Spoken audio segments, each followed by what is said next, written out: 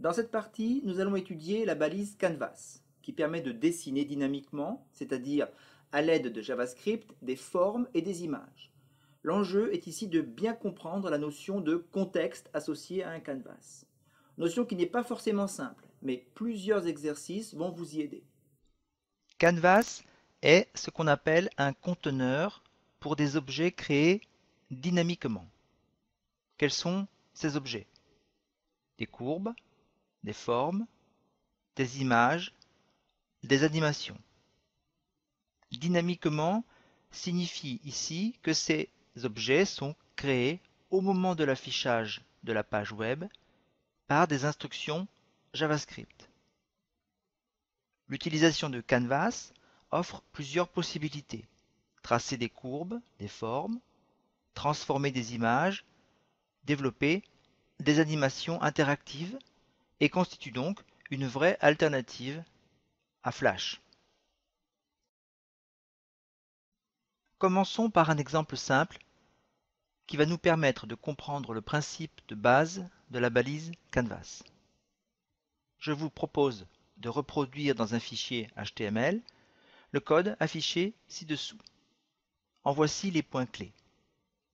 D'abord, la balise Canvas avec l'identifiant dessin qui nous permettra de la cibler par du code JavaScript ainsi que des dimensions. Ces trois attributs sont obligatoires. Ensuite, le code JavaScript qui va créer des éléments à l'intérieur de Canvas. Dans ce code, on crée une variable JavaScript monCanvas que l'on associe au canvas. À cette variable, par la méthode getContext2D, on associe un objet HTML5 qui possède de nombreuses méthodes et propriétés de dessin. On appelle cet objet le contexte de dessin. Nous préciserons plus loin cette notion. Enfin, sur ce contexte, l'utilisation de méthodes et de dessins.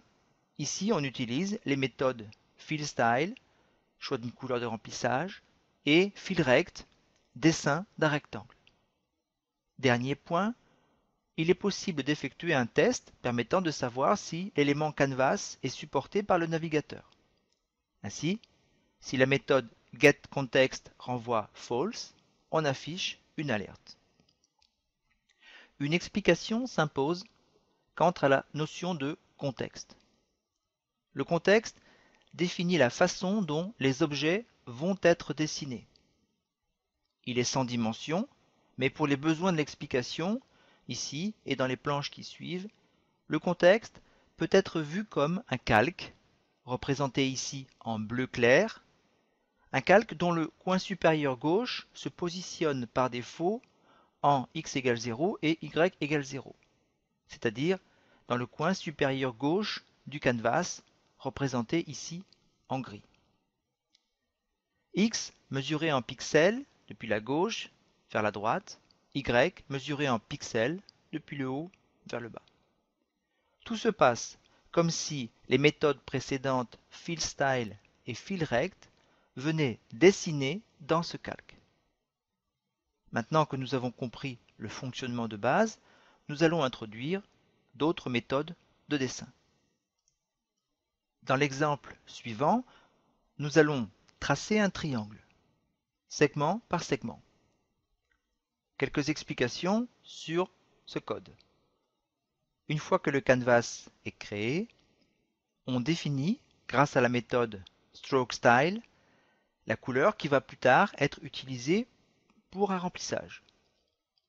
On définit, grâce à la méthode lineWidth, l'épaisseur des traits à venir. On précise au canvas que l'on souhaite tracer un contour grâce à la méthode beginPath. Ensuite, grâce à la méthode moveTo, on déplace l'origine d'un tracé dans le canvas, un peu comme si on déplaçait la pointe du crayon au-dessus d'un calque. Une série de line_to permet de tracer un trait depuis la dernière position de tracé jusqu'à un nouveau point. Enfin, on ferme le tracé. On applique le remplissage et on applique la taille des traits. Je vous propose de reproduire cet exemple, puis, dans l'ordre, de changer la couleur de remplissage, la taille du trait, les coordonnées des points. Enfin, vous trouverez sur Internet comment tracer des arcs, et donc des cercles, ou des courbes de Bézier. Dans l'exemple suivant, nous allons créer un dégradé linéaire dans un rectangle, et ce de façon très similaire au premier exemple présenté dans cette leçon, sauf qu'ici, l'argument de la méthode FillStyle, donc le remplissage, sera un dégradé et non une couleur unique. Quelques explications sur ce code. Une fois que le canvas est créé, on associe au contexte un gradient linéaire et on l'associe à la variable lineGrad. Ceci se fait grâce à la méthode createLinearGradient. Les arguments de cette méthode sont les coordonnées des points de début et de fin du dégradé. Ici le point 0, 0 et le point 0, 150. On ajoute 3 couleurs grâce à la méthode addColorStop, où le premier paramètre prend une valeur entre 0 et 1, définissant sa position dans le dégradé complet. Ensuite, on utilise la méthode FillStyle, que l'on avait utilisée tout à l'heure, mais cette fois, avec pour argument la variable lineGrad, représentant donc le dégradé. Enfin, on crée le rectangle grâce à la méthode FillRect. Je vous propose de reproduire cet exemple, puis, dans l'ordre, de changer le nombre de couleurs du dégradé et leur valeur. Des transformations peuvent être appliquées au contexte de dessin. Parmi celles-ci, un changement d'échelle, une rotation, une translation. Revenons au premier exercice. Appliquons une rotation au contexte juste après qu'il ait été créé et avant même d'y avoir dessiné les deux rectangles, comme sur l'imagette présentée ici. Testons-le, sans doute allez-vous obtenir la figure suivante. Une explication s'impose. Nous avons vu que le contexte, représenté en bleu dans la figure, définit à chaque instant la façon dont les nouveaux objets vont être dessinés dans le canvas, représenté en gris. Première remarque. Par défaut, le contexte se positionne en 0, 0, c'est-à-dire dans le coin supérieur gauche du canvas. Mais on peut déplacer ce contexte, le faire tourner et lui appliquer un changement d'échelle. Chaque modification apportée au contexte affectera les nouveaux objets qui seront dessinés, pas les objets déjà dessinés. À chaque changement de contexte, c'est donc comme si on ajoutait une feuille de calque supplémentaire sur un dessin existant. Deuxième remarque, les objets dessinés par le contexte peuvent se retrouver hors du cadre défini par le canvas. Dans notre exemple, le contexte est positionné dans le coin supérieur gauche du canvas. Une rotation du contexte autour de ce point supérieur gauche produit le cadre pointillé. Le fait que le rectangle rouge soit tronqué par cette rotation ne nous surprend donc pas.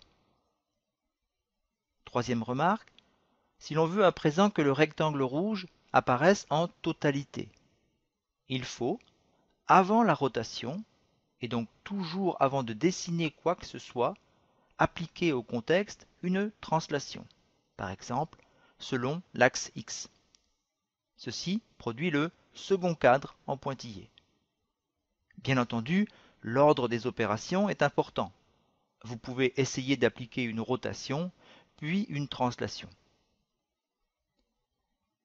Quatrième remarque, qui découle des remarques précédentes, si l'on veut qu'un objet, par exemple un rectangle, ne soit dessiné avec une rotation non plus autour de son coin supérieur gauche, comme c'est le cas dans l'exemple présenté ici, mais autour de son centre. Il faut le dessiner dans le contexte de telle façon que ce centre de rotation coïncide avec le coin supérieur gauche du contexte, comme sur la figure représentée ci-dessous. Ne pas oublier donc ce point essentiel: avant de dessiner un objet, pensez, en fonction du rendu souhaité, à bien identifier les rotations, translations et changements d'échelle à appliquer au préalable au contexte.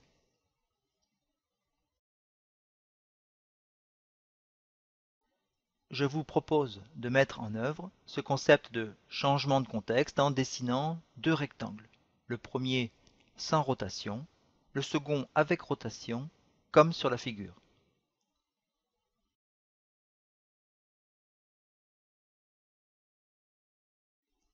Dans cet exercice, je vous propose de créer des éléments textuels à l'intérieur d'un contexte. Quelques explications sur ce code. Une fois que le canvas est créé, on associe au contexte un style de remplissage a priori grâce à la méthode fillStyle. On associe au contexte les fontes à utiliser grâce à la méthode font.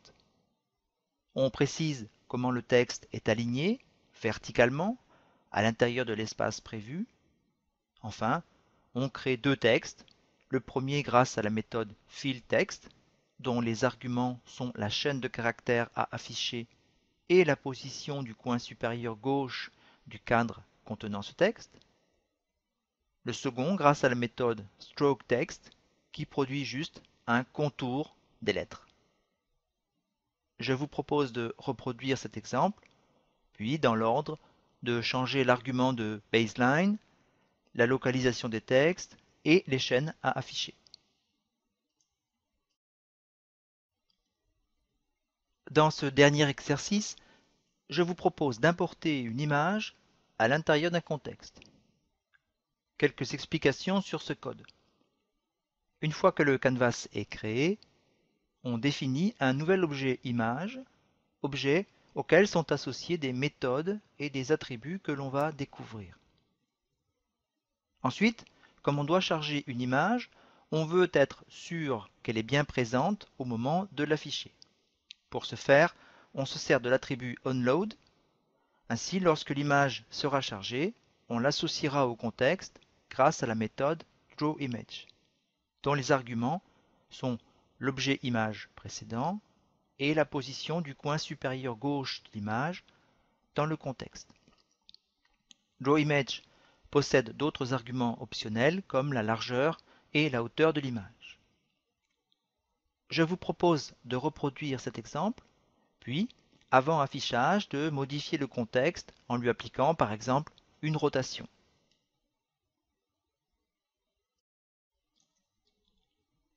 L'étude des méthodes qui permettent de manipuler les pixels d'une image, les ombrages et la transparence des objets sort du cadre de ce module. Je suis sûr que si ce domaine vous intéresse, vous trouverez par vous-même ces éléments sur Internet. Bon travail. Dans cette partie, nous avons donc vu comment dessiner à l'intérieur d'un canvas. Dans la partie suivante, nous allons découvrir comment créer l'illusion du mouvement en faisant évoluer ce dessin dans le temps. A tout de suite!